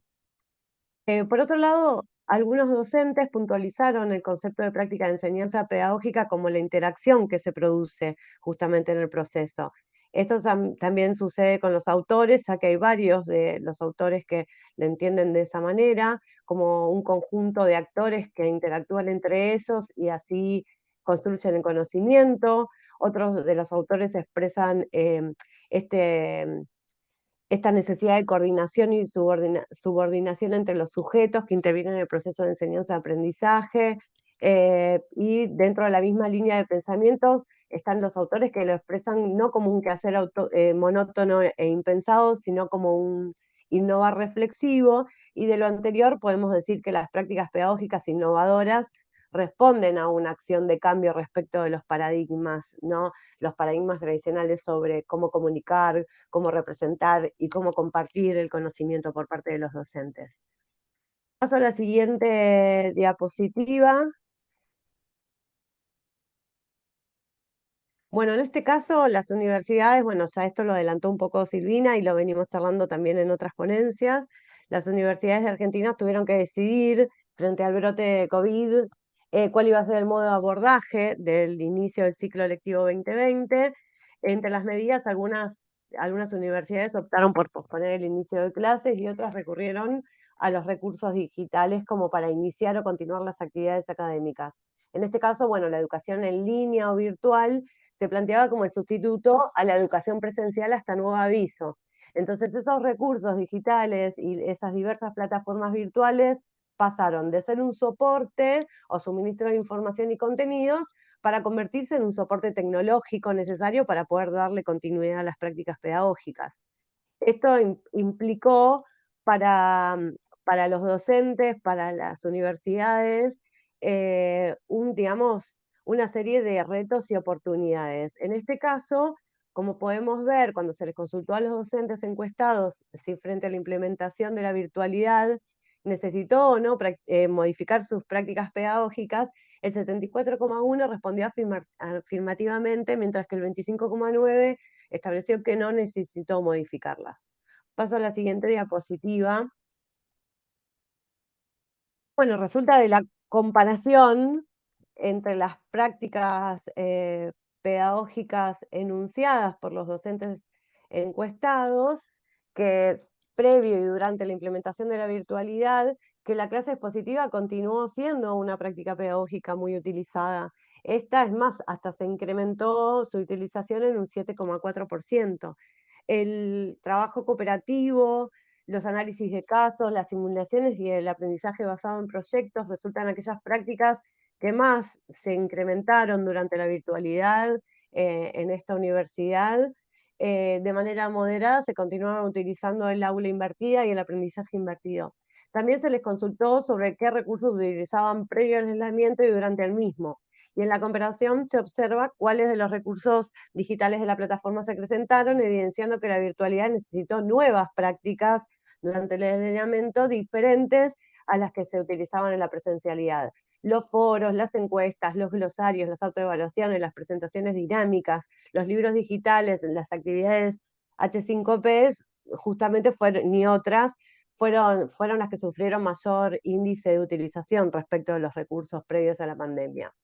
Paso a la siguiente diapositiva para contarles que los docentes encuestados también fueron interpelados sobre si en el caso de haber modificado sus prácticas durante la virtualidad, mantuvieron esas prácticas con la vuelta a la presencialidad.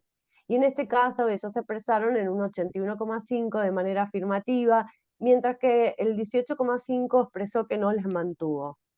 Paso a la siguiente diapositiva, esperemos poder terminarlo.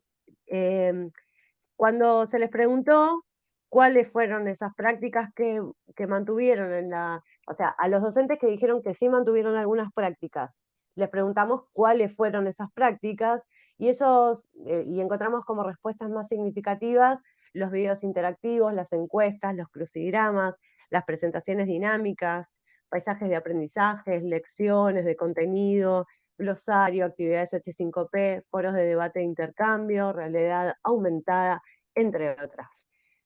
Bueno, traté de llegar con el tiempo. Muchísimas gracias por tu exposición, Guadalupe y Silvina. Nuevamente, tengo que decir lo que dije con anterioridad, me aparecen 1000 preguntas. Lo virtual versus lo presencial, me quedé pensando, sí, hay carreras que se pueden hacer totalmente virtuales. Por ejemplo, abogacía, se puede estudiar de forma libre, rendirla, o sea, se puede tranquilamente a un alumno que vive en el interior, lejos de la ciudad donde se encuentra la universidad, estudiar una carrera como abogacía de manera virtual. Hay otras carreras que no pueden, por ejemplo, medicina, ser cirujano, necesita prácticas. En el caso nuestro, que es una escuela técnica, no es un bachillerato, hay talleres, los famosos talleres, y esos son prácticas netamente presenciales, virtuales, y eso viene de una larga tradición europea. Podríamos remontarnos a los griegos, pero yo me enfocaría en Leonardo da Vinci y las grandes escuelas europeas del maestro y el alumno y el aprendiz del maestro. Hay una cosa que no se puede eliminar, que es la presencialidad. Yo me hago la siguiente pregunta: si existiese un modo de eliminar la presencialidad, los estados-nación de todo el mundo se ahorrarían millones de dólares en salarios de sueldos docentes, porque pasaríamos todo al modo virtual. Evidentemente la conexión humana, y eso es lo que nos define como seres humanos, docente-alumno, alumno-docente, es irreemplazable. Hay cuestiones que hacen a la comunicación, al lenguaje, a la semiología, a lo cualitativo, y esta investigación es cualitativa, y me quedé pensando en la parte del diseño hermenéutico que lo nombraste. Amo la hermenéutica, me parece que la hermenéutica abre todo un camino a la semiología, en vez de la semiología bipolar de Saussure, a la semiología de las tres patas de Charles Sanders Peirce. Las otras investigaciones son inductivas, deductivas, cuantitativas, pero la hermenéutica abre un camino hacia la abducción. Y entonces en el descubrimiento y en el conocimiento de las ciencias y la investigación que se llevan adelante en los profesorados en ciertas materias de investigación sobre pedagogía, el proceder de un docente y de un investigador tiene que ser el proceder de un científico, porque hipótesis y posibilidades hay como estrellas y galaxias hay en el universo. Y solamente por mucha intuición y no por razón, por mucha intuición, el científico se decide por una hipótesis y es donde se la juega. Y la decisión la toma por abducción, no la toma ni por inducción ni por deducción. O sea que Popper, y bueno, no me quiero poner a discutir epistemología de la ciencia, pero todo conduce como un embudo ahí. Estaban equivocados, estaban equivocados. La abducción abre el mundo al campo de la cultura humana, donde lo desconocido es investigado por nosotros en función de lo que conocemos.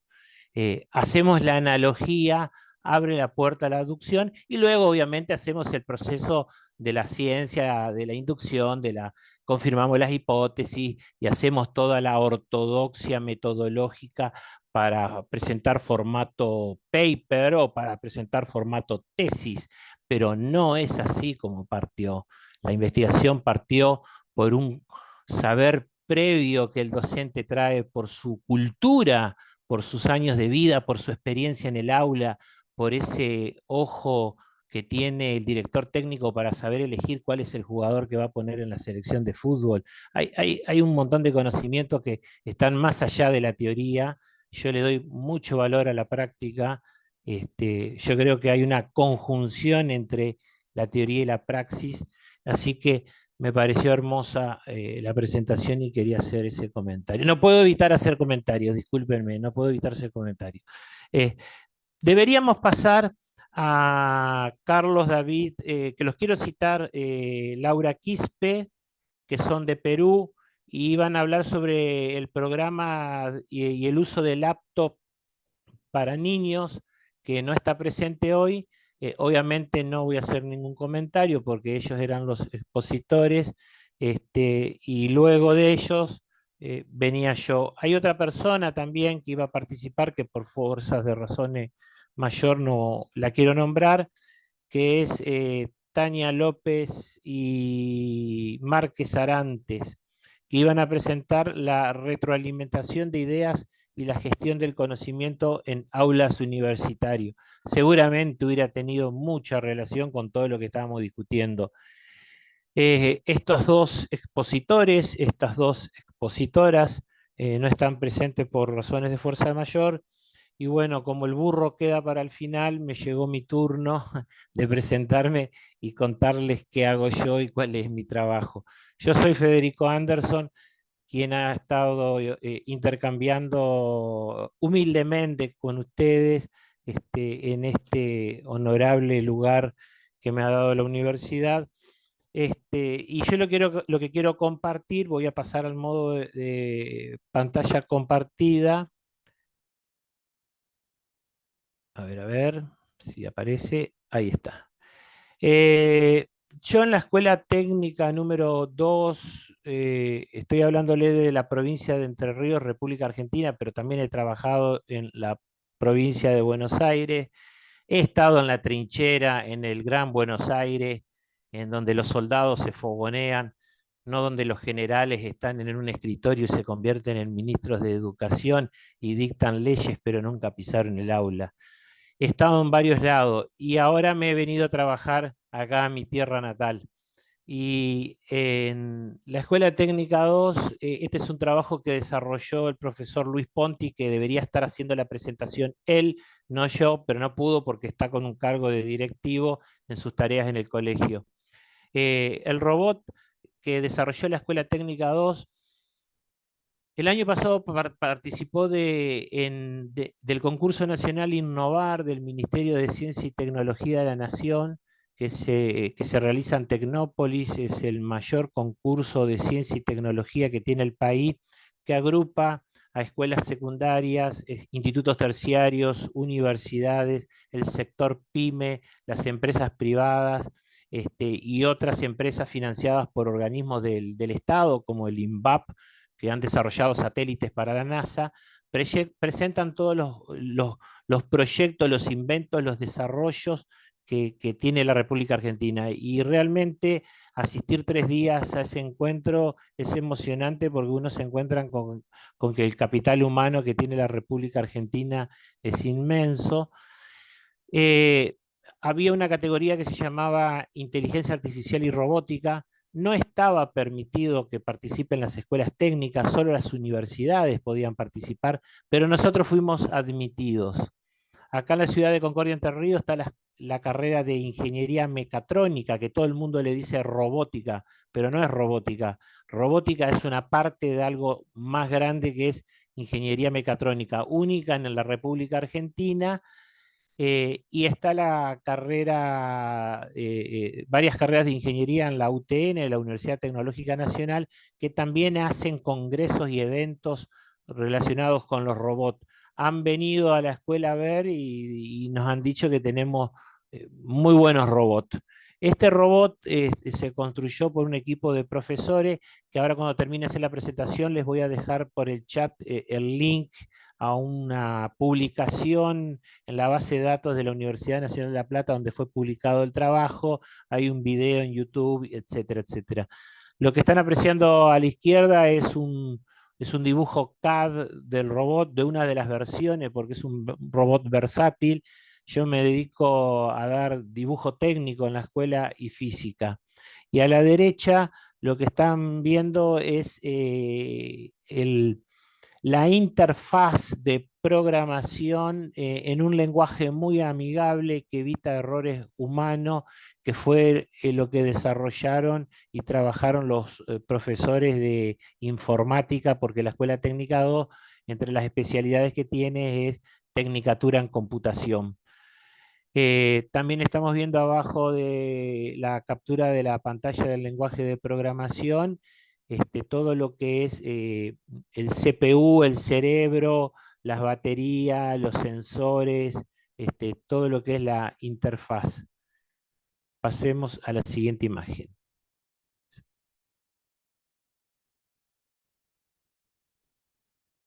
Ahí.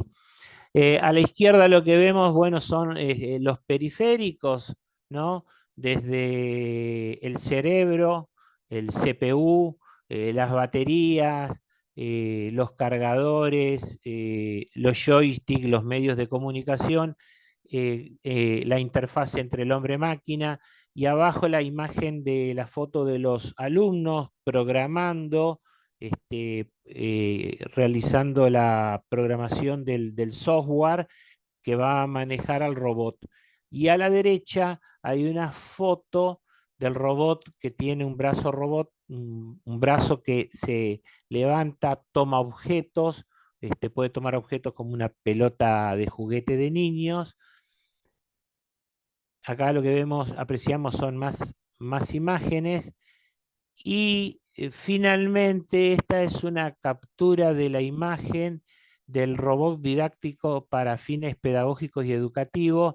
Figura mi nombre, pero en realidad lo llevó adelante el profesor Luis Ponti con otros profesores. Yo me encargué de la burocracia y la formalidad de la presentación de los formularios en el Ministerio de Ciencia y Tecnología de la Nación. Escuela Técnica número 2, Independencia, Entre Ríos, con lo cual quiero agradecer a la directora Patricia Peña, que es mi directora y es quien nos apoya a estar haciendo todo este tipo de experiencias nuevas, pedagógicas, innovadoras, didácticas con los alumnos. Y con esto doy por finalizada mi presentación.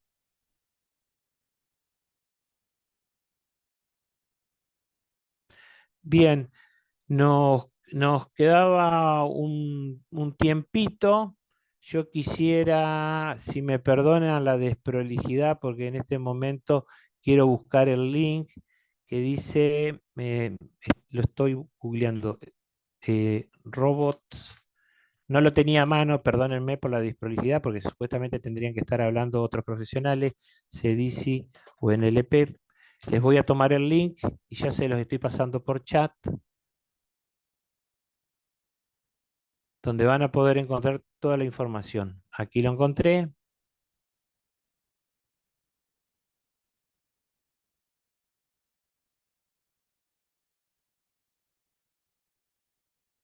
Bien. Lo estoy copiando y ya mismo lo estoy pegando.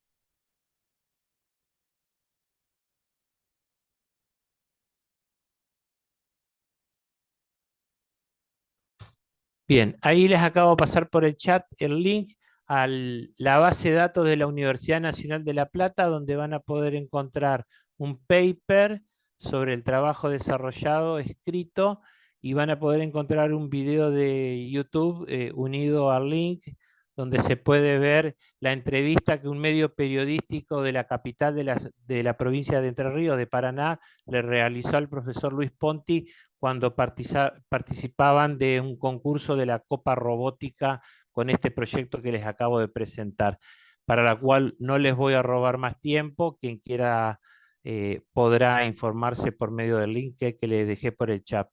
Nuevamente, agradecer a todos. Queda un tiempo sobrante que hubiera sido el tiempo disponible para los demás participantes que no pudieron estar por fuerza mayor. Si alguien quiere pedir la palabra para hacer algún comentario, se la cedo, y si no, procedemos a dar por terminado la presentación de hoy.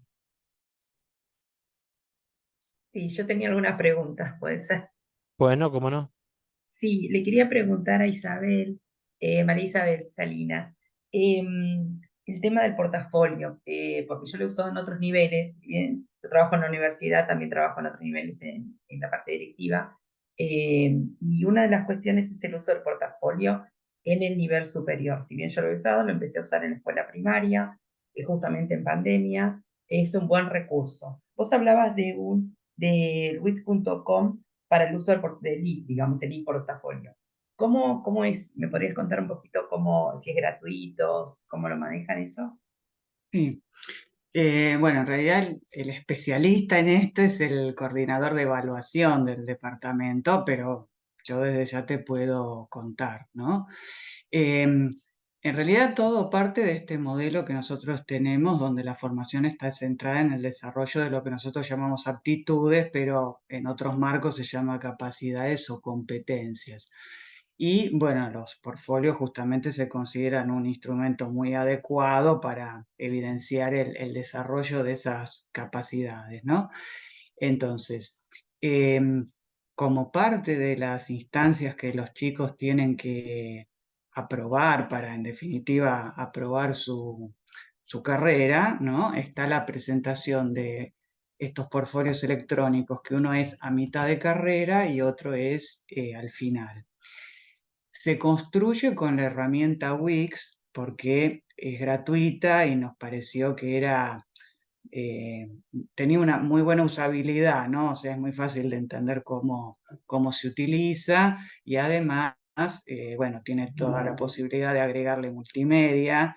Entonces los chicos también pueden incorporar fotos, videos, audios y demás, ¿no? Entonces, como toda nuestra formación está estructurada en función del logro de esas 5 aptitudes profesionales, el portfolio en lo que consiste es que ellos tienen que recopilar en ese portfolio evidencias concretas de cómo han desarrollado esas aptitudes, ¿no? Entonces, esas evidencias las toman de las distintas unidades curriculares o de las prácticas que han hecho en las escuelas. Entonces, hay el portfolio está dividido en las 5 aptitudes, imagínate como si fuese como una solapa para cada aptitud.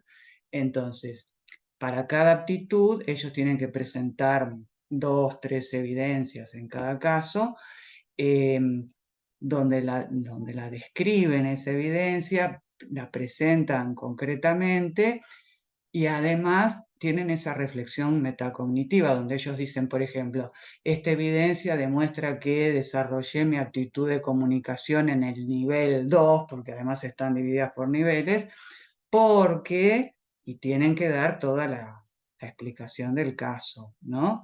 Y eso se presenta ante un tribunal, ante un tutor, que les da retroalimentación, ¿no? Bueno, a nosotros nos da muy, muy buen resultado eso, la verdad. Así que bueno, es Muchas interesante gracias. la práctica, ¿no? Por favor. Sí, pues imagino trabajarán con rúbricas, seguramente. Claro, exacto, ¿no? Eso lo retroalimentamos con rúbricas y, digamos, ellos también hacen una rúbrica de ese portfolio. Claro, sí. Gracias. Yo quería preguntarle algo a ustedes, si hay tiempo, no sé, dirá Sí, Federico. disponemos todavía, es hasta las ¿Sí? 12 del mediodía. Sí, sí Ah, tenemos. bueno, porque en la investigación que mostraron, que me pareció muy interesante, por ahí entendí mal, ¿no? Pero me pareció que una de las prácticas que se mostraba como que se había acrecentado, ¿no? Era el tema de la exposición por parte de los profesores, ¿no?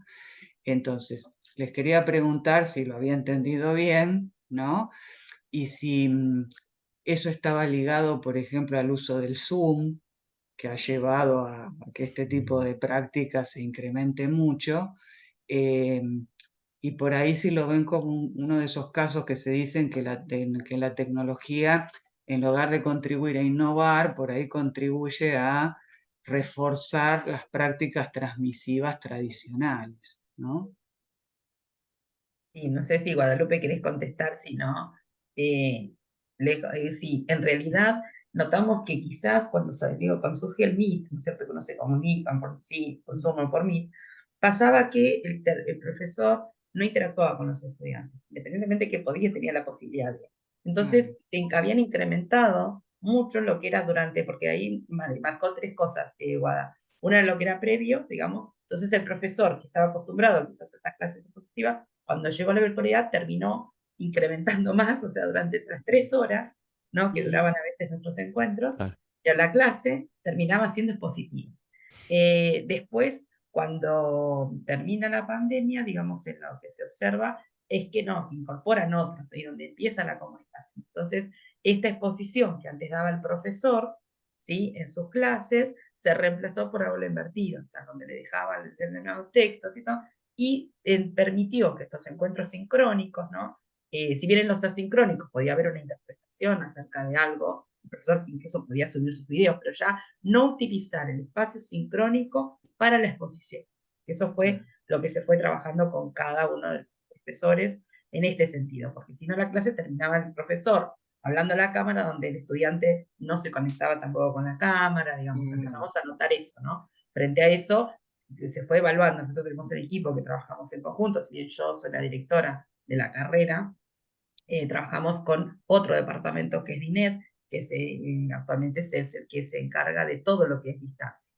Entonces también y todo lo que es la formación a los docentes en lo que es el uso del campo, ¿no? Y lo que era el uso del MIT, o sea, hubo todo un trabajo durante el 2020 que se ve bien evidenciado un poco más en el 2021, cuando empiezan a cambiar estas prácticas. Lo primero que encontramos era que se pasó de la clase expositiva, quizás en la presencialidad ocurría de cierta manera esto, pasamos al 2020, donde terminaban siendo así 3 horas el profesor hablando, sin interacción, y después en el 2021, porque nosotros seguimos en la universidad durante el 2021 trabajando en la virtualidad en muchas de las cátedras, entonces ahí el profesor elegimos por que ellos grabaran quizás algún video, previamente se subía, había interacción a través del foro en el campus, y después en los encuentros sincrónicos había más interacción ya directamente a través de los diferentes textos o a través de explicaciones de las propuestas, ya se empezó a reducir la carga horaria, ¿sí? de lo que fueron los encuentros sincrónicos, y después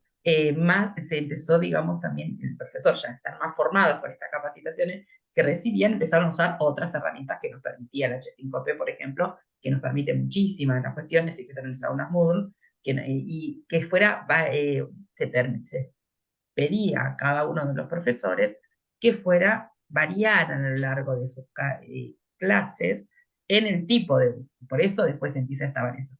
Si nosotros observábamos, esto se observaba mucho, yo hago visitas de todas las aulas que tengo a mi cargo, y así se fue pidiendo, digamos, a todos los directores que hiciéramos este paseo por todas las aulas, independientemente del tipo de distancia. Veíamos que había un mismo recurso utilizado en una clase a la otra, entonces ahí teníamos encuentros con los docentes para que cambiaran el recurso, y si no estaban, se empezaron a subir todos los que eran videos de cómo utilizar cada herramienta. Se usaron muchas rúbricas que antes no estaban, y también está en cómo evaluar, y también las resoluciones que sacó la universidad en cuanto a cómo iban a hacer estos parciales, cómo iban a hacer estos finales, cuáles eran los requisitos. Se formó a los estudiantes también, había tips, ¿no?, de cómo presentar las cosas, había videitos donde los guiaban también a los estudiantes. De la misma manera que el profesor preparaba y diseñaba estas clases, también empezamos nosotros a trabajar e implementar mucho que el estudiante hiciera sus presentaciones de su trabajo también usando las herramientas que permitía el campus. Entonces ahí se empezó a trabajar con muchísimas plataformas, ¿sí? Entonces estaba, bueno, más allá de los muros colaborativos, también el Genial, el Canva, digamos, se enseñaba también, se capacitaba a los docentes también estaban las herramientas, había videos que podían acceder estudiantes y docentes, de manera tal de que los estudiantes mismos empezaron a, de forma obligada en su momento, pero después vieron la potencialidad que tiene justamente la tecnología para presentar, y no había ya un nuevo modo, no hay un solo modo ni de enseñar, ni tampoco hay un solo modo de demostrar lo que aprendí acerca de eso. Entonces me parece que vamos en ese rumbo. Igualmente todavía nos falta esta otra parte, que las entrevistas individuales, que si bien están pactadas, que ya tuvimos algunas, estamos haciendo el análisis, porque de por qué se toman estas decisiones, que es lo que nos interesa también. Porque esto nos va a permitir, por un lado, saber qué otra formación se necesita. La universidad permanentemente está formando a los docentes, son formaciones gratuitas, con lo cual sistematizadas, ¿no es cierto?, con encuentros sincrónicos, con encuentros asincrónicos, con trabajos, tareas que van haciendo, se desarrollan a lo largo de 3 meses, ¿no? Entonces cada grupo de docentes puede ir haciendo, son como 4 módulos. Entonces estos módulos están diseñados para, primero hay una base de 2 módulos para todos. Toda persona que trabaja va a usar el campus, nosotros se forman, digamos, es obligación. Y justamente como muchas de las carreras se pasaron a distancia, muchos docentes que estaban en la presencialidad ahora tienen que aprender a dar en distancia, que no es lo mismo. No es lo mismo el tutor, también el profesor que es tutor es una cosa, el profesor que tiene la cátedra presencial es otra. Entonces también se trabaja eso, y después tiene la posibilidad de seguir formándose y recibir la diplomatura en educación híbrida. Entonces me parece que hace un conjunto a toda la toma de decisiones a nivel también de gestión, y a la toma de decisiones después, y el seguimiento que hacemos como profesores. Nosotros los días lunes, por ejemplo, nos llega desde sistemas 3 archivos donde te muestran los docentes que ingresan al campus, tenemos todo, qué cantidad de veces ingresan, qué cantidad de días. Si vemos que el docente no hace estas devoluciones al alumno, estamos también trabajando con ellos. Por el otro lado, los alumnos, si vemos que un alumno no ingresa al campus, tenemos todo el registro de qué cantidad de días, en qué cátedras ingresó. Entonces se instala, porque 2 cosas hay que mantener. Por un lado, que el docente esté al tanto de esta comunicación que tiene con el alumno, y por el otro lado, que el estudiante pueda tener esa regularidad que necesita después. Porque no es lo mismo la clase, y en eso coincido, o sea, no es lo mismo lo presencial que la modalidad a distancia. Hemos modificado, o sea, ha cambiado también incluso la modalidad a distancia después de la pandemia, no es la misma. Entonces también eso hace que el seguimiento al estudiante, para que pueda sistematizar su aprendizaje, de tener un horario específico, saber cuándo ingresar, son semanales, diferente a lo que era, por ejemplo, nuestra carrera, era quincenal, ¿no? Nosotros teníamos materias que teníamos 2 materias un sábado, a los 15 días se iba repitiendo. Bueno, hoy en día estas materias pasaron a ser semanales, entonces ellos tienen módulos semanales que los tienen que hacer. Y otras carreras también fueron modificando el formato.